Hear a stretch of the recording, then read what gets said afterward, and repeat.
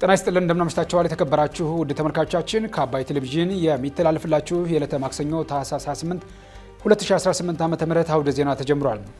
በምሽቱ የዜና ወጃችን በርካታ ዘገባዎችን ወደ እናንተ እናደርሳለን። የቢዝነስና ምጣኔ ሀብት ዘገባችንም ሰዓቱ ጥብቆ ወደ እናንተ ይቀርባል። አውደ ዜናውን እየመራው ደግሞ እኔ ካሰኝር ጋር ከእናንተ ጋር ቆይታ አደርጋለሁ። አብራችሁን ቆዩ። በመጀመሪያው ክፍለ ጊዜ የመረጃ ጥንቅራችን የተቸገሩ ወገኖችን እንደግፍ ሲሉ የተለያዩ የሃይማኖት ተቋማት ለኢየሱስ ክርስቶስ የልደት በዓል የእንኳን አደረሳችሁ መልእክት ማስተላለፋቸውን የኢየሱስ ክርስቶስ ልደትን በማስመልከት መልእክት ያስተላለፉት ጠቅላይ ሚኒስትር አብይ አህመድ የኢትዮጵያ ነገ በዛሬ ስራና ተጋድሎ እንጂ በምኞትና መሻት ብቻ አይመጣም ሲሉ መግለጻቸውን እንዲሁም በህገ ወጥ መንገድ ከሀገር ሊወጡ በነበሩ ዜጎች ላይ በደረሰ የትራፊክ አደጋ የ22 ሰዎች ህይወት ሲያልፍ 65 ሰዎች ላይ ደግሞ ጉዳት መድረሱን የተመለከቱ ዜናዎችን ወደ እናንተ እናደርሳችኋለን። አብራችሁን ቆዩ።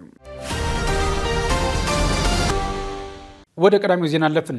የተቸገሩ ወገኖችን እንደግፍ ሲሉ የተለያዩ የሃይማኖት ተቋማት ለኢየሱስ ክርስቶስ የልደት በዓል እንኳን አደረሳችሁ መልእክት አስተላለፉም።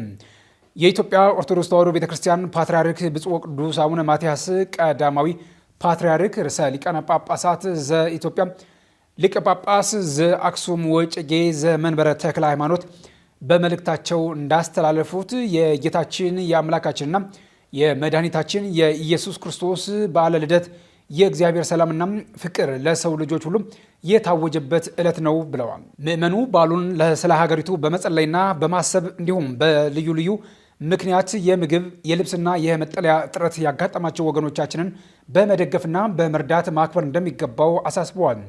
ቅዱስነታቸው ከሀገር ውጭ በተለያዩ አህጉር የምትገኙ የሀገራችንን ዳር ድንበር ለመጠበቅና ለማስከበር በየጠረፉ የቆማችሁ በህመም ምክንያት በየጸበሉና በየሆስፒታሉ ያላችሁ እንዲሁም የህግ ታራሚዎች የሆናችሁ በየማረሚያ ቤቱ የምትገኙ ኢትዮጵያውያን እንኳን አደረሳችሁ ብለዋል። የኢትዮጵያ ካቶሊክ ቤተክርስቲያን ሊቀ ጳጳሳት ብፁዕ ካርዲናል ብርሃነ ኢየሱስ በመልእክታቸው በዚህ የልደት በዓል ለአቅመ ደካሞች፣ ለህሙማን፣ ለአስታዋሽና ረዳት ለሌላቸው በየጎዳናው ላሉ ወገኖች ያለንን በመስጠትና በማካፈል በማብላትና በማጠጣት የታረዙትን በማልበስ በዓሉን በደስታ እንዲያከብሩ የማድረግ ክርስቲያናዊ ግዴታችንን ነው ሲሉም የአደራ መልእክታቸውን አስተላልፈዋል። ከዚህም በተጨማሪ የኢትዮጵያ ወንጌል አማኞች አብያተ ክርስቲያናት ካውንስል ጠቅላይ ጸሐፊ ቄስ ደረጀ ጀንበሩም በበኩላቸው ባስተላለፉት መልእክት በአሁኑ ወቅት በሀገራችን በኢትዮጵያ የሚታዩትን የልማት ስራዎች ስንመለከት ችግሮቻችንን በሰላማዊ መንገድ ፈትተን ለጋራ ጥቅም ብንረባረብ በአጭር ጊዜ ውስጥ ፈጣን እድገት ማስመዝገብና ከድህነት መላቀቅ ይቻለናል ሲሉም ገልጸዋል።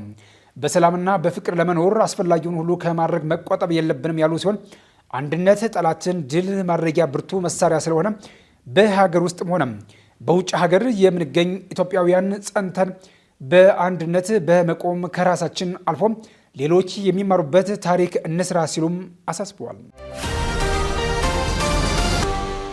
የኢየሱስ ክርስቶስ ልደትን በማስመልከት መልእክት ያስተላለፉት ጠቅላይ ሚኒስትር አብይ አህመድ የኢትዮጵያ ነገ በዛሬ ስራና ተጋድሎ እንጂ በምኞትና መሻት ብቻ አይመጣም ሲሉ ገለጹ።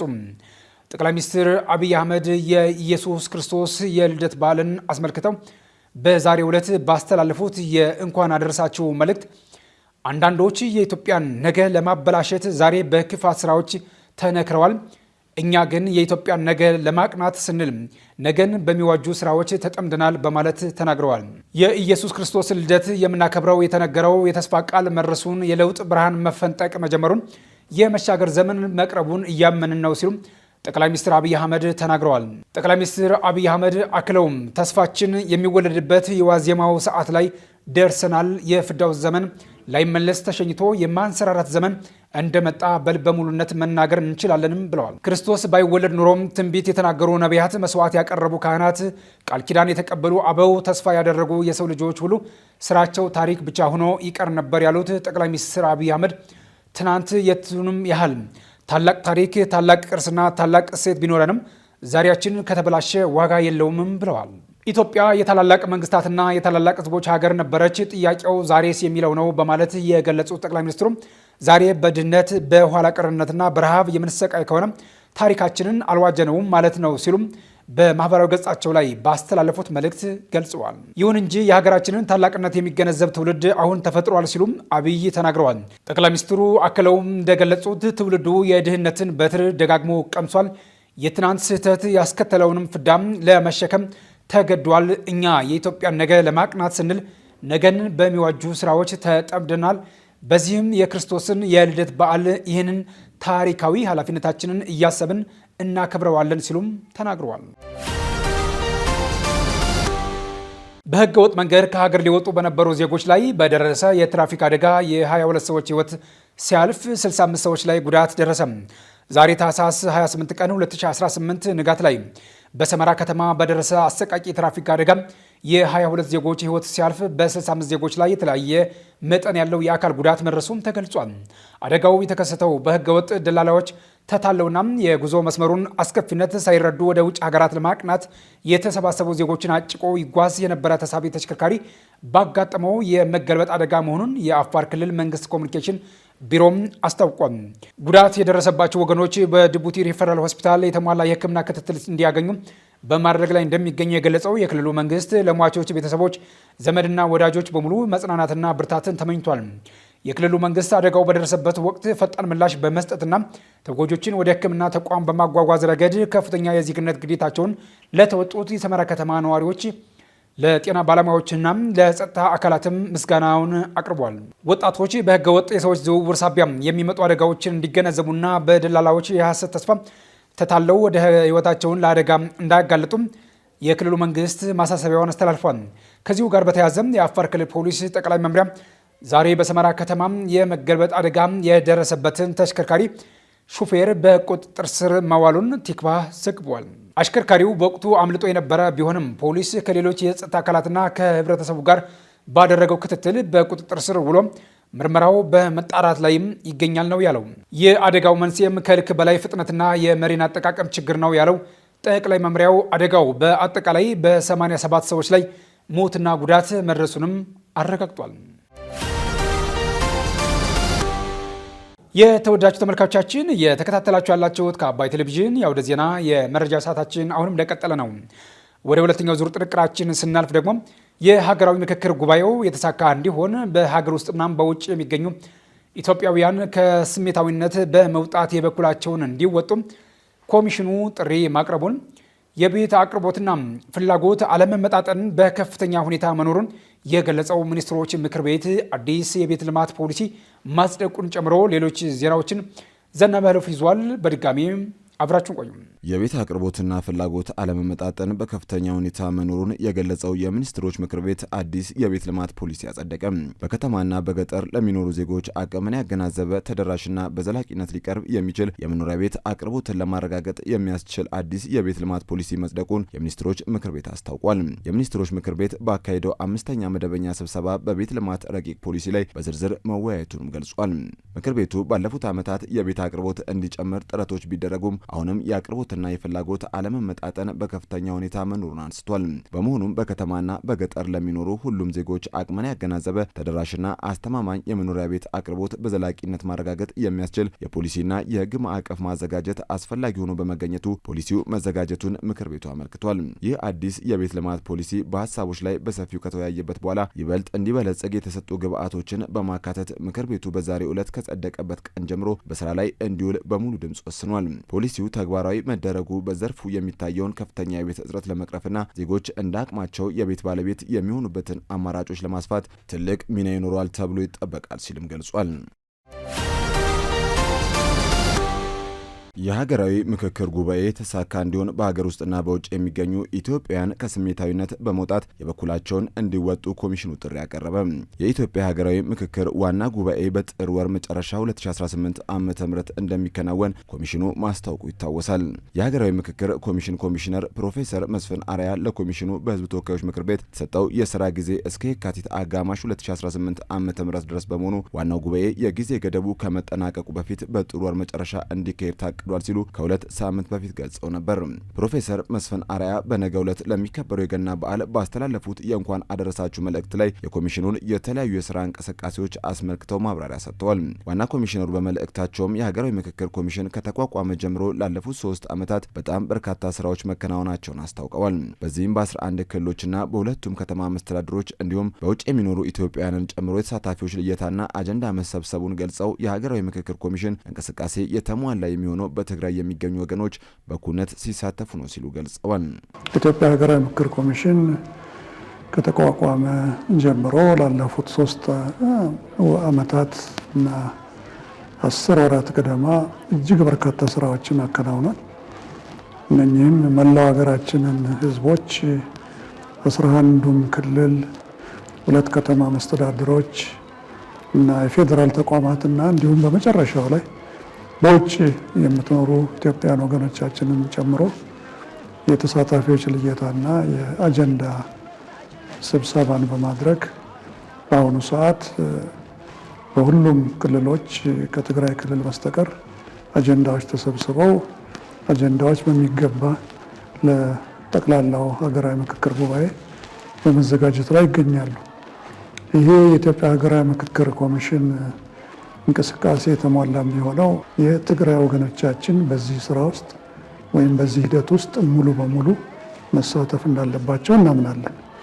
በዚህም መሰረት የክልሉ መስተዳድር መቀጠል እንደምንችል በሰጠን ይሁንታ መሰረት ኤክስፐርቶቻችን ወይም ባለሙያዎቻችን እና ኮሚሽነሮቻችን ወደ ትግራይ በመሄድ በመጀመሪያዎቹ ወራት መተማመንን ለመፍጠር ወይም ደግሞ የፈረንጆች ትረስት ቢልዲንግ የሚሉትን ለመፍጠር፣ ምክንያቱም ይህ ኮሚሽን በሚቋቋምበት ጊዜ ትግራይ ምን ሁኔታ ላይ እንደነበረች የምናስታውሰው ነው እና ስለዚህ ተቀራርቦ መነጋገር ስለሚያስፈልግ እዛ ካሉ የፖለቲካ ፓርቲዎች፣ እዛ ካሉ ልሂቃን ምሁራን፣ እዛ ካሉ የሃይማኖት ተቋማት፣ እዛ ካሉ የፐብሊክ ዲፕሎማሲ እና የተለያዩ የማህበረሰብ ክፍሎች እና የፖለቲካ ፓርቲዎችንም ጨምሮ በየጊዜው አዲስ አበባና መቀሌ ላይ በመገናኘት ስንነጋገር ቆይተናል።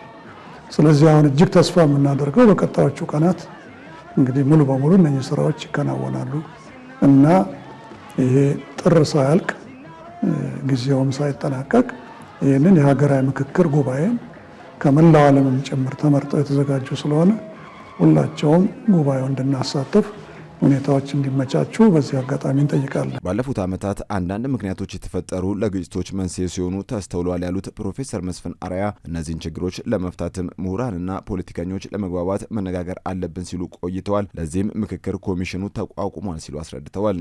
ባለፉት ዓመታት ደግሞ አንዳንድ ምክንያቶች የተፈጠሩ ለግጭቶች እንዲያም ሲል ደግሞ መሪር ለሆኑ ጦርነቶች ሁሉ ሲዳረጉን ይስተዋላሉ። ታዲያ እነኝህን ችግሮች በሚገባ ለመፍታት ላለፉት 30 ዓመታት በሚሆን ጊዜ ልሂቃንና ፖለቲከኞች ለመግባባት መነጋገር አለብን ሲሉ ቆይተዋል። ታዲያ ለሁሉም ጊዜ ያለውና ጊዜው ደርሶ የኢትዮጵያ ሀገራዊ ምክክር ኮሚሽን በሕዝብ ተወካዮች ምክር ቤት በአዋጅ 1265/2014 ተቋቁሞ 11 ኮሚሽነሮች የተሰየመውለት እጅግ መሰረታዊ በመሆኑ ላያግባቡን የቻሉ ለግጭት የዳረጉን እና ወደፊትም ለግጭት ሊዳረጉን የሚችሉ ምክንያቶችን በሚገባ ነቅሶና አውጥቶ የኢትዮጵያ ሕዝቦች በተወካዮቻቸው አማካኝነት ማንም ወደ ኋላ ሳይቀር ያሉት ሕዝቦቿ በሙሉ በእኩልነት የዳር ሀገርም የመሀል ሀገርም ሕዝቦች በጋራ ሆነው ተመካክረው መግባባት ላይ እንዲደርሱ ለማስቻል የተቋቋመ ሀገራዊ ምክክር ነው። የኢትዮጵያ ሀገራዊ ምክክር ጉባኤ እንዲከናወን በሀገር ውስጥና በውጭ የሚገኙ ኢትዮጵያውያን ከስሜት በመውጣት በምክንያታዊነት ለጉባኤው የተቻላቸውን እንዲያደርጉ ሲሉ ፕሮፌሰር መስፍን አርአያ ጥሪ አቅርበዋል። የማርበርግ ቫይረስ ወረርሽኝን በአጭር ጊዜ መቆጣጠር መቻሉን የገለጸው ጤና ሚኒስቴር ህብረተሰቡ አሁንም ጥንቃቄ እንዲያደርግ ሲል አሳሰበ። በኢትዮጵያ የመጀመሪያው የማርበርግ ቫይረስ በሽታ ታማሚ ከተገኘበት ዕለት ጀምሮ እስከ ትናንት ድረስ በአጠቃላይ በበሽታው ለተጠረጠሩ 3008 ሰዎች የላቦራቶሪ ምርመራ የተደረገ ሲሆን 14ቱ የማርበርግ ቫይረስ እንደተገኘባቸውም ጤና ሚኒስቴር ባወጣው መግለጫ አስታውቋል። ከእነዚህም ውስጥ 9ኙ ህይወታቸው ያለፈ ሲሆን 5ቱ ደግሞ ከበሽታው ማገገም መቻላቸውን ሚኒስቴሩ ገልጿል። በተጨማሪም የበሽታውን ምልክቶች ካሳዩ ወይም በላቦራቶሪ ቫይረሱ እንደተገኘባቸው ከተረጋገጡ ሰዎች ጋር ንክኪና ተጋላጭነት ለነበራቸው 886 ሰዎች ክትትልና የመከላከያ ሕክምና ተደርጎላቸዋልም ተብሏል። ከመጨረሻዎቹ የማርበርግ ታካሚዎች ጋር ንክኪ ለነበራቸው 296 ሰዎች ባለፉት 21 ቀናት የቅርብ ክትትል ሲደረግ ቆይቶ ሁሉም ክትትላቸውን ጨርሰው ወደ ቤተሰቦቻቸው መመለስ መቻላቸውን መግለጫው አስታውቋል። በተደረገው ያላሰለሰ ጥረት ወረርሽኙን በአጭር ጊዜ መቆጣጠር መቻሉን ሚኒስቴሩ ገልጿል። በዓለም ጤና ድርጅት እንዲሁም በኢትዮጵያ የማርበርግ በሽታ ቅኝትና ምላሽ መምሪያ መሰረት ወረርሽኙ ሙሉ በሙሉ በቁጥጥር ስር መዋሉ የሚታወጀው የመጨረሻው የማርበርግ ታማሚ ከነበረበት 42 ቀናት ውስጥ ሌላ ተጨማሪ በበሽታው የተያዘ እንዲሁም ህይወቱ ያለፈ ሰው አለመኖሩ ሲረጋገጥ መሆኑንም ጤና ሚኒስቴር አስታውቋል። በዚህ መሰረት ባለፉት 21 ቀናት በማርበርግ ቫይረስ በሽታ የተያዘ ወይም ምልክቶችን ያሳየ ሰው በኢትዮጵያ እንዳልተገኘ ጤና ሚኒስቴሩ ጠቁሟል። አሁንም ሳንዘናጋና ችላ ሳንል ከዚህ በፊት ስንተገብራቸው የነበሩትን የቅኝት ስራዎች የማህበረሰብ አቀፍ በሽታ መከላከያ መንገዶችንና የህብረተሰብ ጤና ስጋት ተግባቦቶችን ለሚቀጥሉ ተጨማሪ 21 ቀናት በይበልጥ አጠናክረን መቀጠል ያስፈልጋል ሲል ጤና ሚኒስቴር ባወጣው መግለጫ አሳስቧል። የእስራኤል የውጭ ጉዳይ ሚኒስትር ለመጀመሪያ ጊዜ ለይፋዊ ጉብኝት ሶማሊላንድ መግባታቸው ተገለጸ። እስራኤል ለሶማሊላንድ የሉዓላዊ ሀገርነት እውቅና መስጠቷን ተከትሎ የውጭ ጉዳይ ሚኒስትሯ ጌዲዮን ሳአር ለመጀመሪያ ጊዜ ለይፋዊ የስራ ጉብኝት ዛሬ ጠዋት የሶማሊላንድ መዲና ሀርጌሳ መግባታቸው ተገልጿል።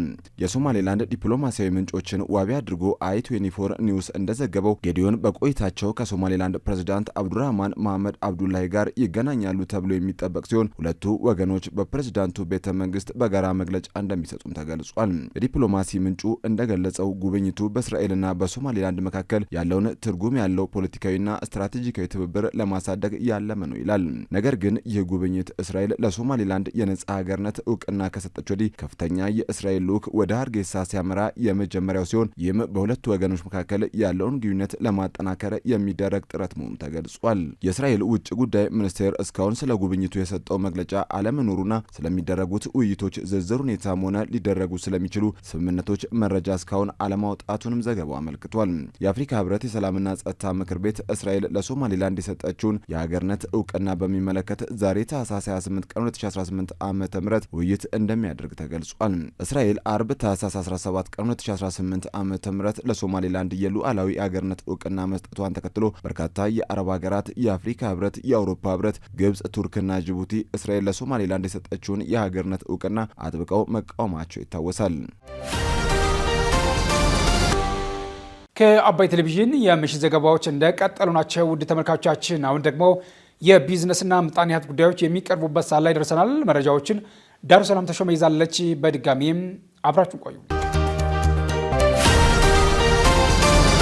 ብሔራዊ ባንክ ዛሬ ባካሄደው የውጭ ምንዛሪ ጨረታ አንድ የአሜሪካን ዶላር በ154 ብር ከ87 ሳንቲም ተሸጠ። የኢትዮጵያ ብሔራዊ ባንክ ዛሬ ያካሄደውን የውጭ ምንዛሪ ጨረታ ውጤት ይፋ ያደረገ ሲሆን በዚህም አንድ የአሜሪካን ዶላር ዋጋ በአማካኝ 154.8729 ብር ሆኖ መሸጡን አስታውቋል። ባንኩ በ14ኛው ዙር ጨረታ የዋጋና የውጭ ኢኮኖሚ መረጋጋትን ለማስፈን በሚያደርገው ጥረት አካል ነው ያለውን 70 ሚሊዮን ዶላር ለሽያጭ አቅርቧል። በጨረታ ሂደቱም 32 ባንኮች ተሳትፈዋልም ብሏል። ቀጣዩ የውጭ ምንዛሬ ጨረታም በ2 ሳምንት ጊዜ ውስጥ እንደሚካሄድ ብሔራዊ ባንክ ማስታወቁን ከማህበራዊ ትስስር ገጹ ላይ ያገኘነው መረጃ ያመለክታል። ብሔራዊ ባንክ በትላንትናው ዕለት 70 ሚሊዮን የአሜሪካን ዶላር ለጨረታ እንደሚቀርብ አስታውቆ ፍላጎት ያላቸው ባንኮች በጨረታው ላይ እንዲሳተፉ ጥሪ ማቅረቡም ይታወቃል። ጨረታው በማዕከላዊ ባንክ እየተከማቸ ካለው የውጭ ምንዛሬ የተወሰነውን መጠን ለግሉ ዘርፍ ለማቅረብና የማዕከላዊ ባንኩን የገንዘብ ፖሊሲ ዓላማ ለማሳካት እንደሚያግዝም ይገልጻል።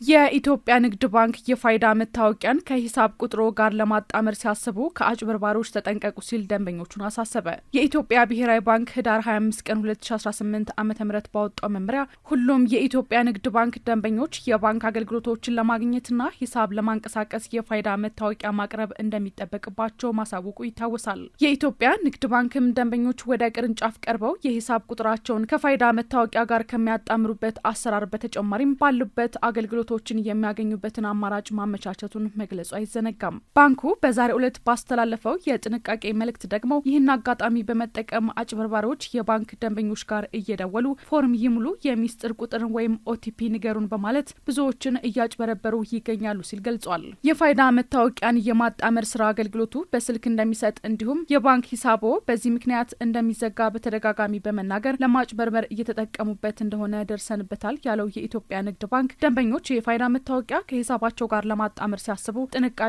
እንዲያደርጉ ሲልም አስጠንቅቋል። ባንኩ በመልእክቱ የኢትዮጵያ ንግድ ባንክን የሂሳብ ቁጥር ከፋይዳ መታወቂያ ጋር የማጣመሩ ስራም ሆነ ሌሎች ከሞባይል ባንኪንግ ጋር የተያያዙ ማናቸውንም አገልግሎቶች በስልክ ደውሎ የሚስጥር ቁጥር ወይም ኦቲፒ አያስጠይቅም ሲል ገልጾ ደንበኞቹም በስልክ ለሚመጡ ጥያቄዎች ምላሽ ባለመስጠት ራሳቸውን ከአጭበርባሪዎች እንዲጠብቁም አሳስቧል። ቴክኖሎጂ ላይ ትኩረት አድርጎ መመስረቱ የተነገረው ፎርቹን የቁጠባና ብድር ህብረት ስራ ማህበር የምስረታ ጉባኤውን አካሄደ። በሀገር አቀፍ ደረጃ መቋቋሙ የተገለጸው ፎርቹን የቁጠባና ብድር ህብረት ስራ ማህበር ታህሳስ 26 ቀን 2018 ዓ.ም የምስረታ ጉባኤውን ሰንጋተራ በሚገኘው በአዲስ አበባ ሲኒማ አዳራሽ አካሂዷል። የፎርቹን የቁጠባና ብድር ህብረት ስራ ማህበር የምስረታ አመቻች ኮሚቴ ሰብሳቢ የሆኑት አቶ አሸናፊ ከበደ ፎርቹን ከመላ ኢትዮጵያ የተውጣጡ ከ900 በላይ አባላትን ማፍራት ችሏል ሲሉ ተናግረዋል። ፎርቹን ለወደፊት በቴክኖሎጂ ታግዞ በኮንስትራክሽን ስራ ለመሰማራት አቅዷል ያሉት አቶ አሸናፊ በተጨማሪም የብድር አገልግሎትም እንደሚሰጥም ተናግረዋል። ከፎርቹን አክሲዮን የገዙ አባላት ለቤት፣ ለመኪና ወይም ለንግድ ስራ ማስፋፊያ የብድር አገልግሎት እንደሚያገኙ የተነገረ ሲሆን የብድር አገልግሎቱ የወለድ መጠን በአንጻራዊነት ዝቅተኛ እንደሚሆን መስራቾቹ አመልክተዋል። ፎርቹን የገንዘብ ቁጠባና ብድር ህብረት ስራ ማህበር በኢኮኖሚው ላይ ትልቅ ተጽዕኖ ለመፍጠር ከመኪና አስመጪዎች፣ ከሪል ስቴት አልሚዎችና ከተለያዩ ባለሀብቶች ጋር በትብብር በመስራት ኢንቨስትመንቶችን ወደ ቁልፍ የኢኮኖሚ ዘርፎች ለማምጣት እየሰራ እንደሚገኝም ጠቅሰዋል። የህብረት ስራ ማህበሩ በቴክኖሎጂ የተደገፈ ዘመናዊ የፋይናንስ አገልግሎት በመስጠት በተለይም ለፋይናንስ ተደራሽ ላልሆኑ የህብረተሰብ ክፍሎች የቁጠባና ብድር አገልግሎት ተጠቃሚ እንዲሆኑ እየሰራ እንደሚገኝም በጉባኤው ላይ ተገልጿል። ፎርቹን የቁጠባና ብድር ህብረት ስራ ማህበር ዝቅተኛ ገቢ ያላቸውን የህብረተሰብ ክፍሎችን የጥቃቅንና አነስተኛ ተቋማትን በልዩ ትኩረት በመደገፍ ላይ ይገኛል ያሉት የምስረታው አመቻች ኮሚቴዎች ዘመናዊ ቴክኖሎጂንና በሙያቸው የሰለጠኑ ባለሙያዎችን በማካተት እየሰራን ነውም ብለዋል። የሚድሮክ ኩዊንስ ሱፐርማርኬቶች ስያሜያቸውን ወደ ዓለም አቀፍ ኩባንያ ካርፉር ሊቀይሩ ነው ተባለ። ግዙፉ ዓለም አቀፍ የሱፐርማርኬት ኩባንያ ካርፉር ለመጀመሪያ ጊዜ ወደ ኢትዮጵያ ለመግባት የሚያስችለውን ስምምነት ከሚድሮክ ኢንቨስትመንት ግሩፕ ጋር መፈጸሙን አስታውቋል። በሁለቱ ተቋማት ስምምነት መሰረትም በሚድሮክ የሚተዳደሩት የኩዊንስ ሱፐርማርኬት ቅርንጫፎች በሙሉ ስያሜያቸውንና የንግድ ምልክታቸውን ወደ ካርፉር እንደሚቀይሩ ተገልጿል። ሱፐርማርኬቶችን ጨምሮ በዓለም ዙሪያ ከ12000 በላይ መደብሮች ያሉት የፈረንሳዩ ካርፉር ወደ ኢትዮጵያ መግባት የሚያስችለውን ስምምነት መፈጸሙን ያስታወቀው ትላንት ምሽት ባወጣው መግለጫ ነው። ስምምነቱ የፍራንቻይዝና የአቅርቦት አጋርነትን የተመለከተ መሆኑ የተጠቆመ ሲሆን ሚድሮክ የካርፉርን የንግድ ስያሜ፣ ሙያዊ ልምዶችንና ምርቶች ኢትዮጵያ ውስጥ እንደሚያሰራጭ ተገልጿል። የመጀመሪያዎቹ መደብሮች እስከ 2026 የመጀመሪያ አጋማሽ ድረስ የንግድ ስያሜያቸውን እንደሚቀይሩና እስከ ሰኔ 2018 ዓ.ም ባለው ጊዜ ውስጥም ስራ እንደሚጀምሩ ተመላክቷል። የሁለቱ አካላት ስምምነት ያሉትን የኩዊንስ ሱፐርማርኬቶች ስያሜ ከመቀየር ባሻገር አዲስ ቅርንጫፎችን መክፈትንም እንደሚያካትት በመግለጫው ላይ ሰፍሯል። በአሁኑ ሰዓት ኩዊንስ ሱፐርማርኬት በአዲስ አበባ ከተማ ውስጥ 13 ቅርንጫፎች እንዳሉት ተገልጿል። የኢትዮጵያ ኢንቨስትመንት ኮሚሽን ካርፉር ወደ ኢትዮጵያ መምጣቱን አስመልክቶ ዛሬ በፌስቡክ ገጹ ላይ ባወጣው አጭር መረጃም ካርፉር ግሩፕ በዓለም ዙሪያ ከ40 በላይ ሀገራት ውስጥ ከ15000 በላይ መደብሮች ያሉትና በዓለም ቀዳሚ ከሆኑ የችርቻሮ ንግድ ተቋማት አንዱ መሆኑን ጠቁሟል። ከሚድሮክ ኢንቨስትመንት ግሩፕ ጋር የተፈራረመው አጋርነትም በኢትዮጵያ የችርቻሮ ንግድ ዘርፍ ላይ ከፍተኛ መነቃቃትን እንደሚፈጥርና ለተጠቃሚዎች ሰፊ አማራጭን ይዞ እንደሚመጣ ይጠበቃል ሲል ገልጿል። ስትከታተሉት የነበረው የዕለተ ማክሰኞ ታህሳስ 28 2018 ዓ.ም ከአባይ ቴሌቪዥን የወደ ዜና የመረጃ ጥንቅራችን ይህንን ይመስል ነበር። አብራችሁን ስለነበራችሁ ምስጋናችን ከልብ ነው። በያላችሁበት መልካም ምሽት።